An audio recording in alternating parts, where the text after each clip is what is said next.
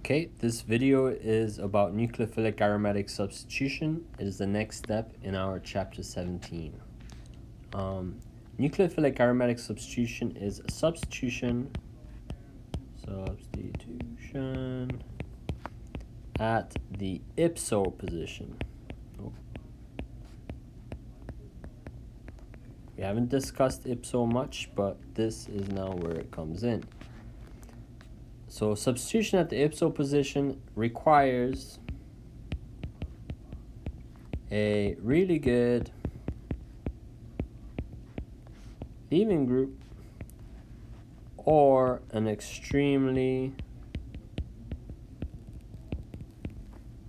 electronegative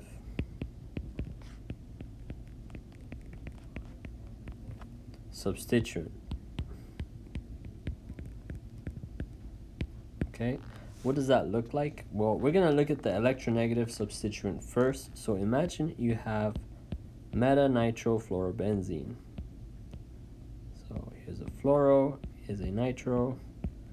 All right, so we can have the fluoro pulling electrons away because it's super electronegative, making the carbon next to the fluoro partially positive.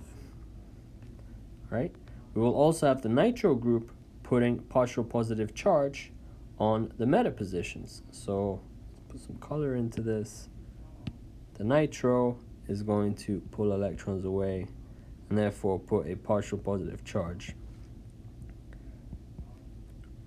on these positions. Now, of course, if we were to have a nucleophile approach, it would attack the most partially positive position on this ring, which would be the one next to the fluoride. This can lead to a substitution reaction, and we could end up with the nucleophile replacing the fluoride, and therefore doing a nucleophilic aromatic substitution, or a NAS reaction. Now, this of course is a very specific condition because you need something extremely electronegative such as fluoride, and you need the addition of nitro groups on there just to make it even more electron poor. So this is not an ideal approach for a generic method. It is something that you got to keep your eye out for though. So if you have lots of fluorides and nitro groups on your molecule, you got to be worried that maybe a nucleophile will come along and replace it. Okay, so what's the alternative? The alternative is to have an extremely good leaving group, and we can achieve that by starting with aniline. Sorry about that. All right, so if we take aniline and we react it with sodium nitrite, NaNO₂, under acidic conditions, so H₃O+, we will actually form nitrogen gas bonded to benzene ring. So we've seen this before when we were synthesizing carbenes. Now we know that nitrogen likes to be by itself as a gas. That's why it is usually in gas form. Therefore, this nitrogen will just leave. It'll pick up its bags and leave. So what do we end up with? We end up with an extremely good electrophile because the benzene is unable to stabilize that carbocation. This is an extremely good electrophile. Okay, so this gives us an opportunity of then reacting that said electrophile with a bunch of different nucleophiles.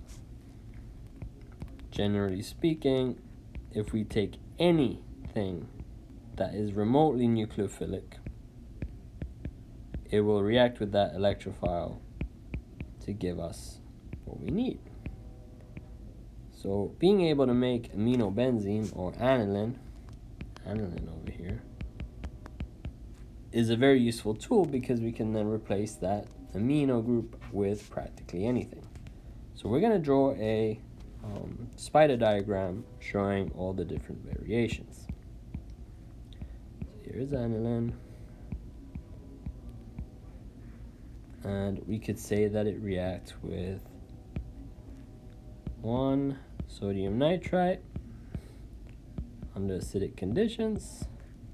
In step 2, we would add, for example, if we wanted to make bromobenzene, we could add copper bromide, where the halogen is bromide chloride. So copper bromide would be CuBr to give us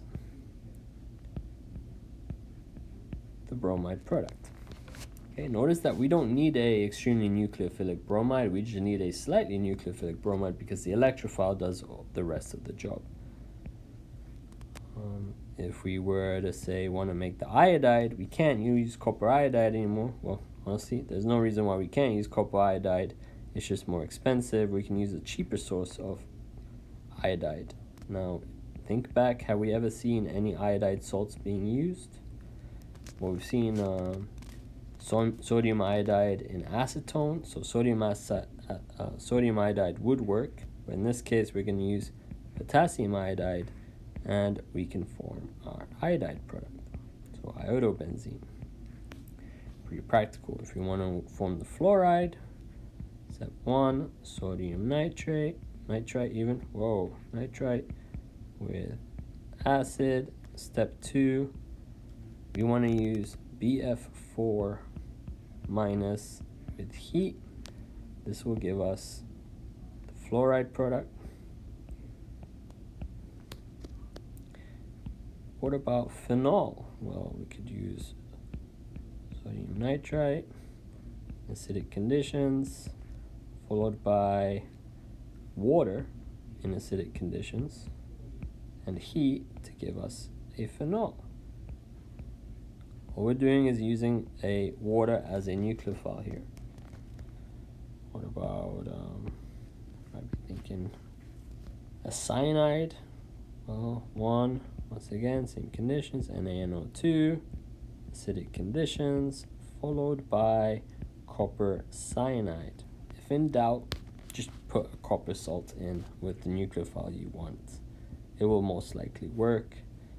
So this will give us our nitrile benzene or cyanobenzene, and then the most important one is if we need to get rid of the amino group completely. We had it in there as an electron donating group. It allowed us to do all those other reactions we learned last time with electrophilic aromatic substitution. We then want to get rid of it.